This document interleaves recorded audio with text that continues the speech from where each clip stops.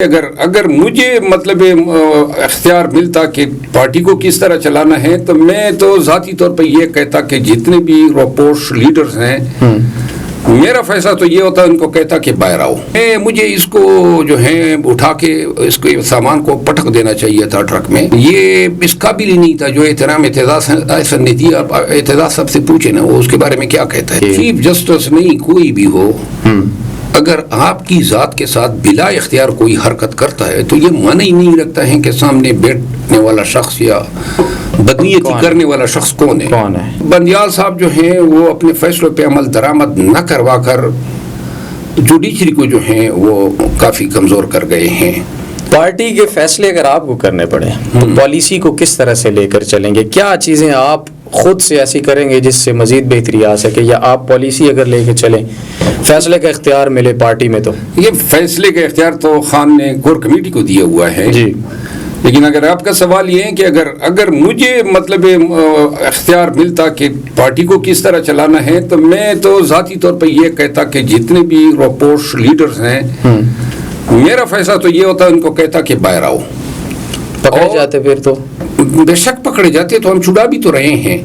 دوسری بات یہ ہے کہ ورکر کو لیڈر کی ضرورت ہے. یہ میری پالیسی ہوتی، یہ میں نہیں ہے، یہ میری آپ کے سوال مطلب آپ کی ذاتی میری رائے یہ ہوتی کہ لیڈرز کو باہر لاتے. ہم بے شک یہ ہمارا ملک ہے، یہ ہماری پارٹی ہے، کسی کو حق نہیں ہے ہمیں روکنے کا، جلسے کرنے کا، جلوس کرنے کا، پروٹیسٹ کرنے کا. اور میں تو کم از کم بالکل سیدھا مطلب ڈیمانسٹریشن پہ لاتا. میرے اپنے تئی میری اسٹریٹجی ہوتی. آپ کے اگر وہ لیڈر باہر آتے پکڑے جاتے ایک کیس میں، پھر دوسرے کے شہریار افریدی صاحب کو دیکھ لیں، شاندانہ گلزار صاحبہ کو دیکھ لیں، اب ان کے پکڑنے والوں پہ توہین عدالت بھی لگ گئی ہے. تو پرویز الہی صاحب ابھی تک اندر ہیں جو سامنے ہیں، مراد سعید کو خطرہ ہے جان کا. اس کے علاوہ باقی جو لیڈر ہیں تو صرف پکڑے جانے کا تو نہیں ہے، کئیوں کو جان کا بھی خطرہ ہے، وہ خود بھی کہہ چکے ہیں. میرا خیال ہے کہ وہ جان کے خطرات جو ہیں شاید توڑے اب ذرا کم ہوتے جا رہے ہیں. ارشد شریف کے واقعے کے بعد جو ہیں اللہ کے فضل سے کوئی ایسا واقعہ نہیں ہوا ہے، اور میرا خیال ہے کہ وہ معاملات اب اس نہج پہ نہیں ہیں کہ جان کے لالے پڑے ہو. ارشد شریف صاحب کا آپ نے ذکر کیا، اس کے بعد آج ایک اہم ڈیولپمنٹ یہ ہوئی ہے کہ جو ریاست نے ایف آئی آر درج کی تھی اس میں ان کی اہلیہ اور ان کے جو پروڈیوسر تھے ان کو گرفتار کرنے یا ناقابل ضمانت وارنٹ گرفتاری جاری کی ہے ان کے. اس بارے میں آپ کا کیا کہنا ہے؟ اور جو ایف آئی آر جو درخواست فیملی نے دی تھی، والدہ نے دی تھی، جو نام شامل ہے، ان کے اوپر کوئی کارروائی نہیں ہو رہی. گرفتاری جو ہے ایف آئی آر میں کوئی وارنٹ تو کسی عدالت نے جاری کرنے، میجسٹریٹ نے کیے جی. تو اگر کسی میجسٹریٹ نے کیے ہیں تو یہ دیکھنا پڑے گا کہ آیا وہ بیان کے لیے پیش نہیں ہو رہے تھے تو وارنٹ جاری کیے ہیں، کیونکہ وہ اس کیس میں ملزمان تو نہیں ہے. تو وہ آرڈر تھے کہ میں بتا سکتا ہوں کہ اس کے پیچھے جو ہیں کیا ویلیڈیٹی ہے لا کی. اور جہاں تک ان کی ایف آئی آر کی درخواست ہیں وہ تو بندیال صاحب ریٹائرمنٹ کے بعد شاید فیصلہ کر دیں. یہ ایسا کیوں ہے بندیال صاحب کے آخری دنوں میں لوگ امید تو لگائے بیٹھے ہیں کہ وہ کچھ نہ کچھ کر کے جائیں گے؟ آپ کو کچھ ہوتا ہوا نظر آ رہا ہے؟ نہیں، بندیال صاحب کی ایک بات میں کہوں گا نا، دیکھیں ایک تو ایماندار تھے، ایک جو ہیں ڈیسنٹ تھے، لیکن بندیال صاحب جو ہیں وہ اپنے فیصلوں پہ عمل درآمد نہ کروا کر جوڈیشری کو جو ہیں وہ کافی کمزور کر گئے ہیں. اور یہ عمل درآمد نہ کروانے سے پاکستان بھر میں رول آف لا کو اور کانسٹیٹیوشنل سپریمیسی کو بہت ہی بڑا دھچکا لگا ہے. یہ چیزیں جو ہیں وہ رہتے آنے والے کئی دہائیوں تک یہ چیزیں ہماری جوڈیشل ہسٹری میں یاد رکھی جائیں گی. اگر عدالتوں سے انصاف نہیں ملے گا، وہ اپنے فیصلوں پر عمل درآمد نہیں کرا سکتے، تو انہیں عدالت بھی نہیں لگا رہے، تو یہ اتنی کمزوری عدالتوں کے اندر پائی کیوں جاتی ہے؟ بے بس کیوں ہیں یہ عدالتیں؟ یہ دیکھیں اس پہ تو آپ نے اس دن وکلاء کی تقاریر بھی سنی. عدلیہ جو ہیں بہت سارے جج صاحبان جو ہیں وہ سرنڈر کر چکے ہیں، اپنے اختیارات کو انہوں نے ایکسرسائز نہیں کیا ہے، اور یہ اب زبان زد عام ہیں. بہت سارے جو ہمارے جج صاحبان ہیں وہ ہمیں واضح نظر آتا ہے لیکن جو ہیں بابر ستار صاحب کو آپ دیکھیں، جی، چیف جسٹس امجد رفیق صاحب، جیسے امجد رفیق لاہور والے، جی، یا انوار الحق صاحب، بہت سارے اچھے جج صاحبان ہیں اور وہ اپنے اختیارات کو بڑے صحیح طریقے سے ایکسرسائز بھی کر رہے ہیں، اور انہی ججوں کی امید ہے، ایسے جوڈیشری میں ایسے جج صاحبان کی ہی ہمیں امید ہے، ورنہ اگر ان کی امید نہ ہوتی تو شاید جو ہے عدالتی سلسلہ ہم کب کا ترک کر چکے ہوتے. صحیح. چلیں اس کو تھوڑا سا اور انٹرسٹنگ بناتے ہیں، شاید میرے خیال میں بور ہو رہا ہے. قانونی معاملات کو چھوڑ کے آپ کے اوپر آتے ہیں. تعلیم کہاں سے حاصل کی؟ جو آپ نے کہتے ہیں نا جی فلاں شخصیت نے ابتدائی تعلیم فلاں سے جگہ سے حاصل کی، تو تعلیمی بیک گراؤنڈ آپ کا کیا ہے؟ تعلیمی بیک گراؤنڈ تو بڑا لمبا ہے، اگر جی اس میں بتانا شروع کروں آپ کا سارا پوڈ کاسٹ اسی پہ جائے گا. نہیں بالکل، آپ شارٹ بتا دیں ہمیں تھوڑا سا. تعلیم میں نے بہت سارے اداروں سے حاصل کی ہے، بہت ساری یونیورسٹیز میں پڑھا ہوں، بہت سارے میں نے ماسٹرز کیے ہیں ماشاء اللہ، جس میں نے ابتدائی تعلیم جو ہے وہ Wensam college D E Khan پہلے جب بچا تھا تو اپنے گاؤں کے اسکول میں پڑھا. پھر والد صاحب جو ہیں ہمیں ڈی ای خان لے گئے. اس کے بعد ہم پشاور آ گئے. پشاور سے پھر جو ہیں ہم نے آگے تعلیم کا سلسلہ جاری رکھا اور ماسٹر کیا میں نے تاریخ میں، LLB کی میں نے پشاور یونیورسٹی سے. اس کے بعد جو ہے میں وکالت شروع کی 1992-93 میں، اور جس کے بعد میں جج بنا اگلے سال. اور اپنی عدالتی جو ملازمت تھی اس دوران میں نے LLM کی ہیومن رائٹس میں، کئی انٹرنیشنل کورسز کیے. اس کے سلسلے میں مجھے اسپین جانا پڑا، UK جانا پڑا، فرانس میں گیا. اس کے علاوہ جو ہے جب میں نے ملازمت سے استعفیٰ دیا 2009 میں. ایسا کیوں کیا؟ مطلب اچھا خاصا جج بن کے آپ نے چھوڑ دی ملازمت؟ دیکھیں وہ اتنی ملازمت ہو گئی تھی 15-16 سال سے زیادہ، تو وہ اس کے بعد جو ہیں جو وکلاء ہمارے ساتھ جنہوں نے پریکٹس شروع کی تھی وہ کافی جو ہے کما رہے تھے بنسبت ہمارے کہ 1 لاکھ 1.25 لاکھ تنخواہ تھی. تو ملازمت جو ہے وہ کافی قانون سیکھ لیا تھا، کافی سروسز کر دی تھی، پھر جو ہے مزید دل نہیں لگ رہا تھا. اور دوسری بات یہ ہے کہ اس زمانے میں chief justice of Pakistan Iftikhar Chaudhry جو ایک انتہائی بدنیت اور آدمی تھا، اس کے ساتھ کچھ ذاتی معاملات پہ یعنی وہ اس کی بدنیتی کا میں شکار ہوا. تو پھر ایسے ادارے میں جب پریشر تھا، نہیں کمپرومائز کرنا چاہ رہے تھے؟ نہیں، وہ افتخار چودھری جو ہیں وہ اس وقت چیف جسٹس تھا جی. تو وہ جو ہے میں یہاں اس زمانے میں اسلام آباد میں تھا جی. تو ان کے کچھ دوستوں کو شاید مجھ سے تکلیف تھی، تو انہوں نے جو ہے مجھے اپنے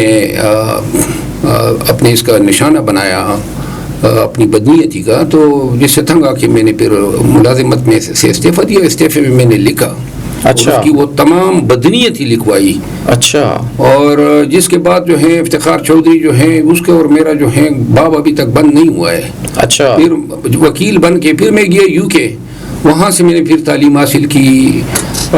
کارڈف سے میں نے LLM کیا، پھر GDL کیا، پھر لنکن ان میں آیا، وہاں سے میں ان سے میں نے بار کی جی. تو یہ ساری چیزیں جو ہیں پھر واپس پاکستان آیا. وکیل بننے کے بعد میں نے کیسز کا آغاز کیا. ٹھیک. اور فوجداری کیسز میں کچھ زیادہ، گرچہ میں تمام کیسز کر سکتا ہوں ماں سوائے ٹیکسز کے، ٹھیک ہے، لیکن فوجداری کیسز میں کچھ زیادہ نام پیدا ہوا. جی. پھر افتخار چودھری کے خلاف میں نے کیسز کیے. اچھا.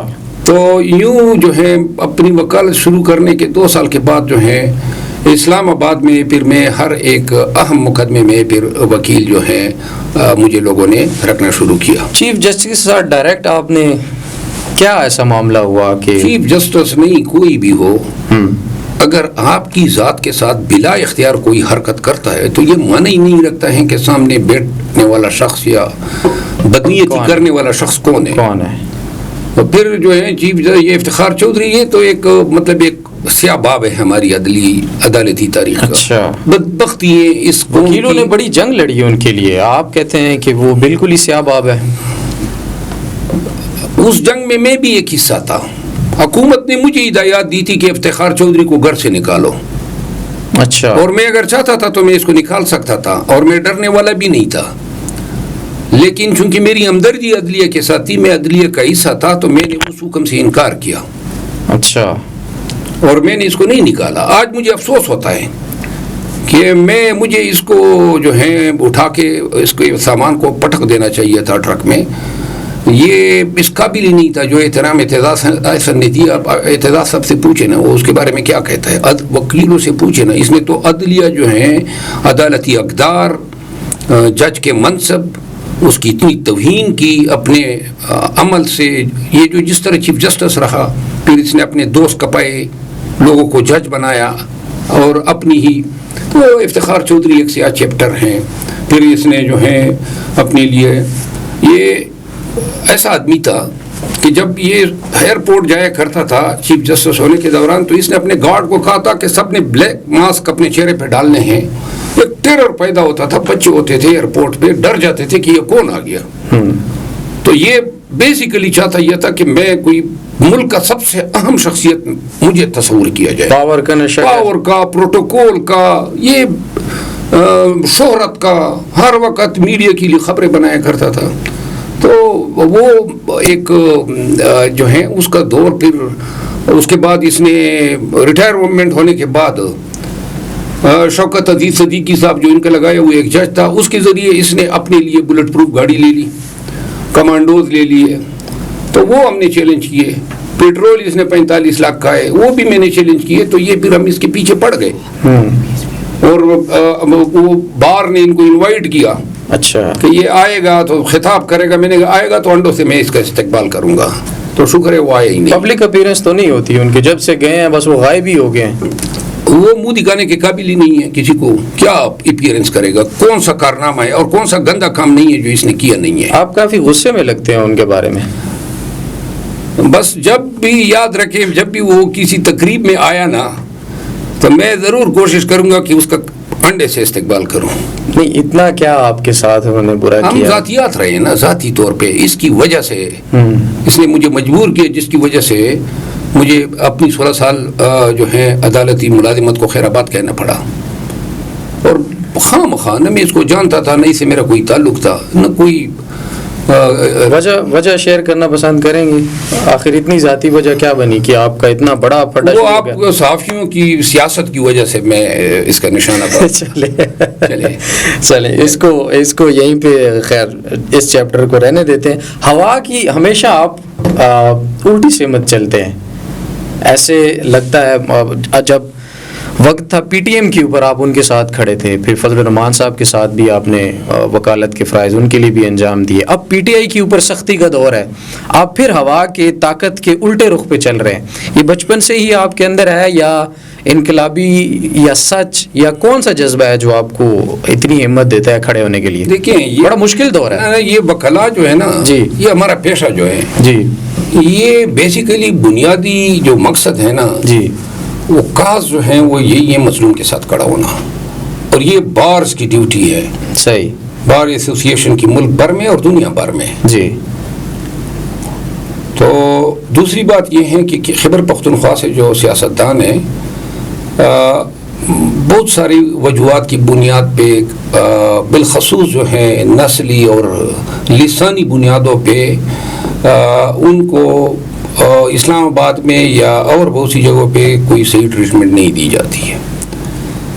تو جو کے پی سے پشتون سیاستدان ہیں, میں چونکہ میرے ہم نسل ہیں اور میں بلا مطلب پارٹی کی تفریق کے اگر ان کے ساتھ کوئی زیادتی ہوتی ہے تو یہ میری خواہش ہوتی ہے کہ میں ان کی ہیلپ کروں. اور پی ٹی آئی کا جہاں سے تک تعلق ہے, ایک تو خان سے وابستگی رہی ہے, پھر تحریک انصاف میں تھا, پھر مرشد ہمارے, پھر چاہے وہ ہوا کا رخ کتنا ہی الٹا کیوں نہ ہو, ضد ہوتی ہے. ہر انسان کے اپنے اصول ہوتے ہیں, اور وہ اصول ایسے نہیں ہیں کہ کوئی دباؤ, کوئی پریشر, کوئی دھمکی وغیرہ جو ہیں وہ ہمیں ہمارا منہ موڑ سکے. تو لہٰذا جس چیز سے میں ایک دفعہ, ویسے بھی وکالت کا ایک اصول ہے کہ ایک دفعہ کسی کے لیے وکالت نامہ دیا جی, پھر وہ وکالت نامہ کسی صورت میں واپس نہیں ہو سکتا ہے. اور اگر آپ اپنا وکالت نامہ بیچ منجدار میں چھوڑ کے کلائنٹ کو چھوڑ کے جائیں گے تو پھر آپ کبھی وکالت کرنے کے قابل نہیں رہیں گے. انشاءاللہ خان کے ساتھ جو دیا ہیں اور ہمارے پشتون جو ہیں ان کی مجھ سے بڑی امیدیں ہیں. بار بار مجھے کہتے ہیں کہ جی آپ کا یہ فعل جو ہے یا استقامت یہ ہماری قوم کی جو ہے وہ عظمت کی دلیل ہے. تو کیا سمجھتے ہیں کہ کسی قیمت پر میں اپنے پشتون بھائیوں کی بڑی ذمہ داری ہوتی ہے, پشتون بھائیوں کی نظروں کو جھکنے دوں گا؟ ان کو یہ کوئی بتائے کہ آپ کا پٹھان بھائی جو تھا اس نے کوئی اپنے فرائض سے غفلت کی یا خان کا ساتھ چھوڑ دیا, تو یہ ناممکن ہے. خان صاحب کے دور میں اگر دوبارہ کوئی ایسے مسائل ہوتے ہیں تو ان کو بھی آپ چیلنج کریں گے انسانی حقوق کے؟ اگر ہوں گے, کسی کی بھی دور حکومت میں ہو, کوئی بھی کرے, ہم بنیادی طور پر انسانی حقوق کے لیے ہر وقت اور ہر شخص کے خلاف. میرا خیال ہے کہ خان صاحب کبھی بھی ایسی غلطی کا ارتکاب نہیں کرے گا. لیکن اگر بالفرض پی ٹی آئی کی حکومت آتی ہیں اور لوگوں کے ساتھ انسانی حقوق کے ساتھ زیادتی ہوتی ہے تو میں صف اول پہ ان کے حقوق, ان لوگ متاثرہ لوگوں کے حقوق کے لیے ان کے ساتھ کھڑا ہوں گا. بہت شکریہ. شیر افضل مروت صاحب ہمارے ساتھ موجود تھے. ناظرین اپنی رائے سے ہمیں ضرور آگاہ کیجیے گا. بہت ہی زبردست اور دبنگ اپنے روایتی انداز میں انہوں نے گفتگو ہمارے ساتھ کی. اپنا بہت سارا خیال رکھیے. شیر افضل مروت صاحب کے ساتھ قمر میکن کو دیجیے اجازت. اللہ حافظ.